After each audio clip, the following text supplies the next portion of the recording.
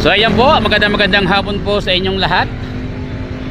Ngayon po ay May 12, 2026 at kami po ay narito ngayon sa Barangay San Isidro Sur. Kung tawagin ito nung una ay Cambalyao. Ito po yung Barangay San Isidro Sur ng Santo Tomas City, Batangas. Dahil malapit na po ang kapiyastahan sa lugar na ito ngayon pong May 14 to 15, 2026. At ngayon pong araw na ito, yung pong petsa 12 ay meron pong ipagagrado dyan po sa mga kaluskos. Makikita po nyo itong kaluskos na ito. Ito po yung Purok 1. Ayan nga po si Ining at napakaganda po na kanyang bihes. Ayan. Ito po yung kaluskos at ito po yung bandaritas dito po sa Purok 1.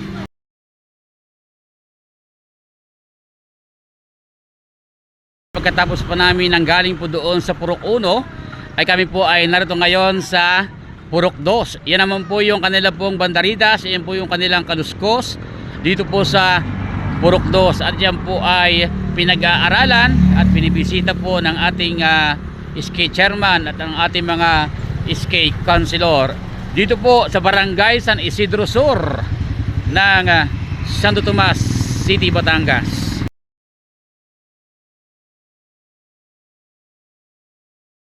So yan naman po, sa oras pang ito kami po ay narito ngayon sa Purok 2. Yan, Purok 2. Purok 2. Yan.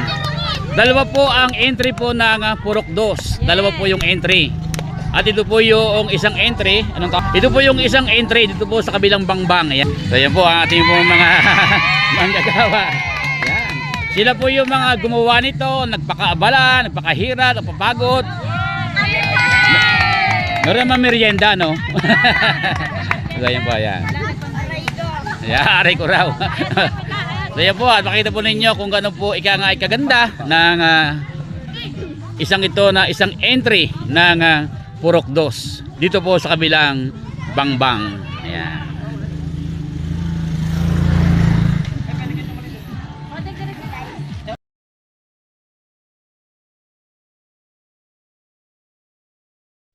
So yun naman guys, sa hapon po ito, paggaling po namin po doon sa Purok 2 sa kabilang Pangpang, ay kami po ay narito naman ngayon sa may bypass. Ito po yung Camellia Compound, Purok 3. Ayan. At makikita po ninyo yung po kanila po mga bandaritas, yung po kanila mga kaluskos na ginawa at ikinabit dito sa lugar na ito sa Camellia Compound. At nariyan po ang ating SK chairman at nariyan po din ang mga SK councilor na sila po yung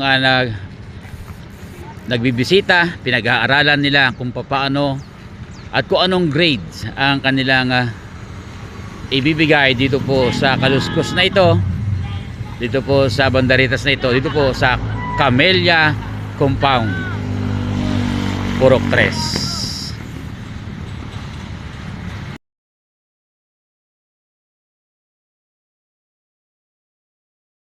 Siya naman po, at pagaling po namin doon sa may Camellia Compound sa Purok 3 ng Barangay San Isidro Sur ng Santo Tomas City, Batangas, ay kami po ay natraman po sa sa isang pamilya compound. Yan. Yan po yung kanila po mga bandaritas.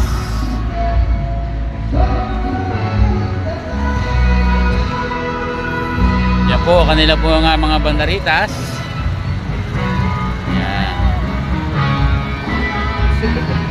Meron mga ube. Meron pang gamit na igiban. Yan, isa yung uri ng igiban ng una.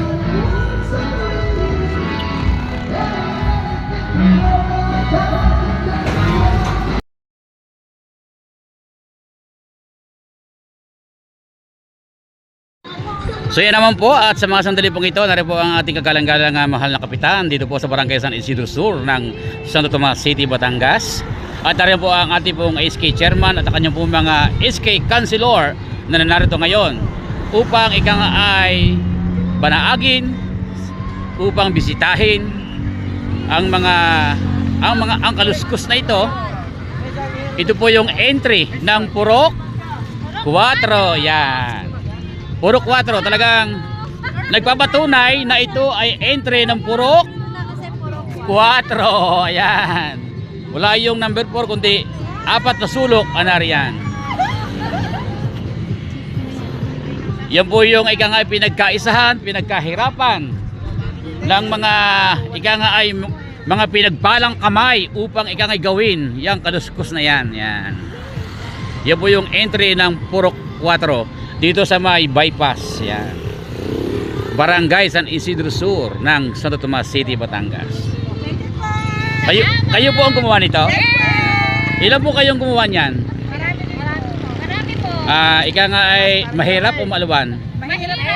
Mahirap na maaluwan. Naniniwala ba kayo na kayo ay isa sa pagpapalain? Naniniwala kayo?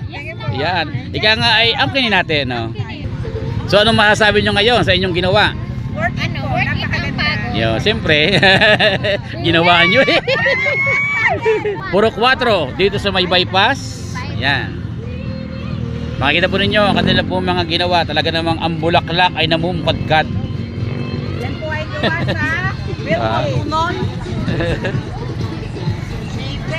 Ito ang tunay. Yan, oh. Yun ang tunay, yung orange. Yan na. So yan po yung Purok 4. Maghalo-halo mo muna kayo.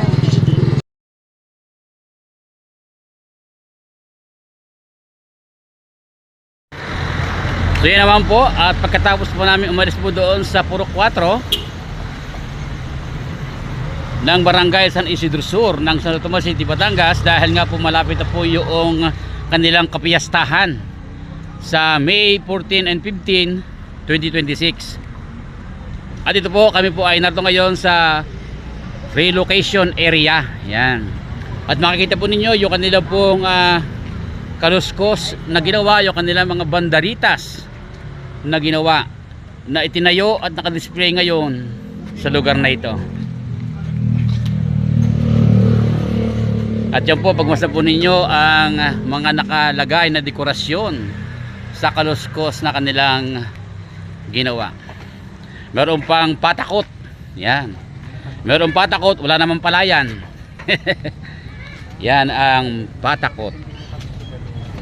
Yan. Ito po, dito lang po sa relocation area ng Barangay San Isidro Sur ng Santo Tomas City, Batangas. Yan. So magandang hapon po sa inyo. Ayan. Ano masasabi po ninyo sa inyong ginawa na kaluskos na bandaritas?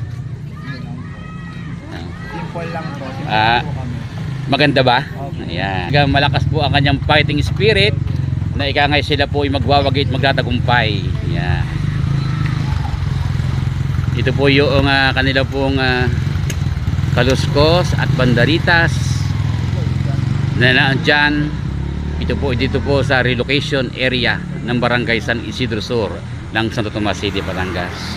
At nariyan po ang ating SK chairman at ang mga SK councilor na sila po ay nag-judge. Sila po ay gumuguhit at ikangay naglilista sa kanilang folder na kanilang hawak-hawak. So ayan po, at sa hapon pong ito ay dyan po nagtatapos po ang ating pong munting vlog dito po sa mga kaluskos at bandaritas na ginawa at itinayo ng mga pinagpalang mga kamay sa kanila po mga ika nga ay paggawa ng mga bandaritas na ito. Dahil nga po malapit na po ang kapiyastahan ng Barangay San Isidro Sur ng Santo Tomas City, Batangas sa May 14 and 15. Magandang hapon po sa inyong lahat. Ito po ang inyong kaibigan, kabayan, kabalikatan, Edgar Makata Vlog ng Santo Tomas City, Batangas. Please follow, like, comment, and share my vlog. Huwag niyong kalilimutan na i-follow ang Edgar Makata Vlog at kayo po ay mag-follow din sa ating J101.5 FM, Big 101.5 FM. Ang istasyon na radyo na makadiyos at may puso na handang maglingkod sa sambayanang Pilipino. Magandang hapon po sa inyong lahat.